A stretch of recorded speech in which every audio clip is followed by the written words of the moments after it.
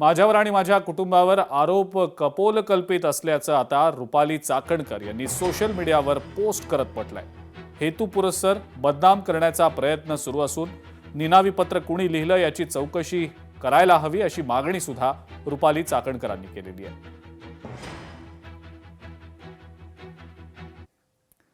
तर शरद पवारांच्या राष्ट्रवादी काँग्रेसचे प्रवक्ते विकास लवांडे यांनी रुपाली चाकणकर यांना खोचक टोला लगावलाय। तुम्ही भाजपमध्ये प्रवेश केला तर सगळं ठीक होईल असं विकास लवांडे यांचं म्हणणं आहे।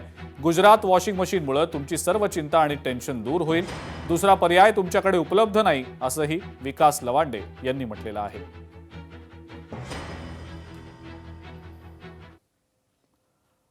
मनोज जरांगे यांनी पुन्हा एकदा मंत्री छगन भुजबळ यांना डिवचलंय। मुस्लिम समाजालाही आरक्षण देणार आणि दलित आणि मुस्लिम समाजाला आम्ही एकत्र करू।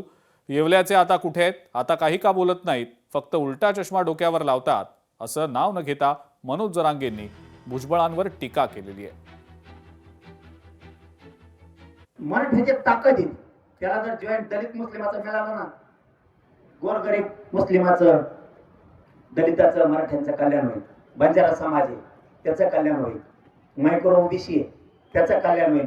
यांचंच होऊन दिलेलं नाही 2-3 जणांनी, फक्त सगळ्या दुनियाचं त्यांनाच खायला लागत 2-3 जणांना। ते येवल्याचे एक कोणाचं आरक्षण खातं, येरी खातं, घरकुलं खातं, आता नाकाचा चष्मा टोकर लवितो उलटा वर एकण्या तिकडे छेडतोय। आता बोला ना, काय व्हायना काय व्हायना। लोकशाही मराठी ऐका, पहा, जागरूक रहा।